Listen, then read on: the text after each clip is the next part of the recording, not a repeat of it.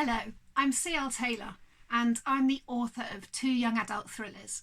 My first book was The Treatment, and my new book out in January 2021 is The Island. Here's the blurb from the back of The Island.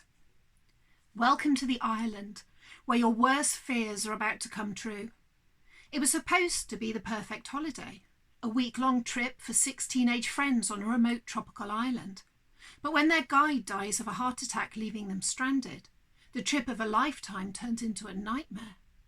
Because someone on the island knows each of the group's worst fears, and one by one, they're becoming a reality. 7 days in paradise, a deadly secret. Who will make it off the island alive?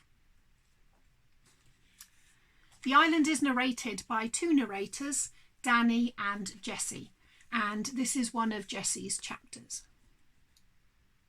My foot catches in something, a tree root or a vine, and I pitch forward, the brown-green jungle floor rising up to meet me.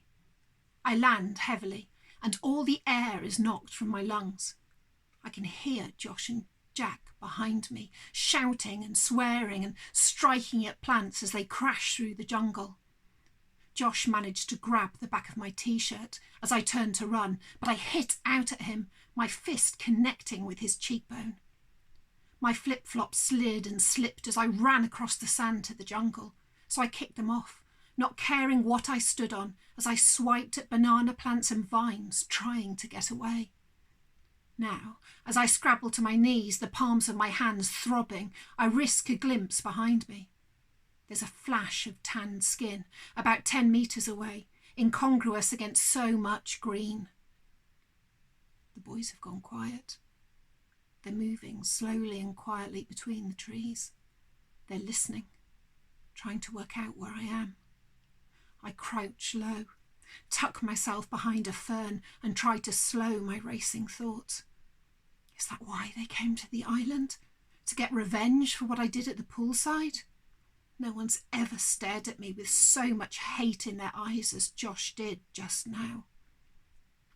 I glance left and right, looking for something, anything I can use as a weapon, but there's 2 of them and 1 of me. There's no way I could fight them both off.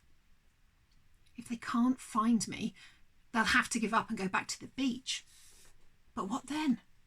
If they get back in their boat and drive round the island, they'll spot our camp. Even without the fire burning brightly, they'll see our shelters and the mess of our belongings. I can't just hide. I need to warn the others. Jeffers will know what to do. Keeping low, I creep onwards, stepping as lightly as I can on the rough jungle floor. Frightened lizards skitter away, hiding on flat green leaves the size of my head.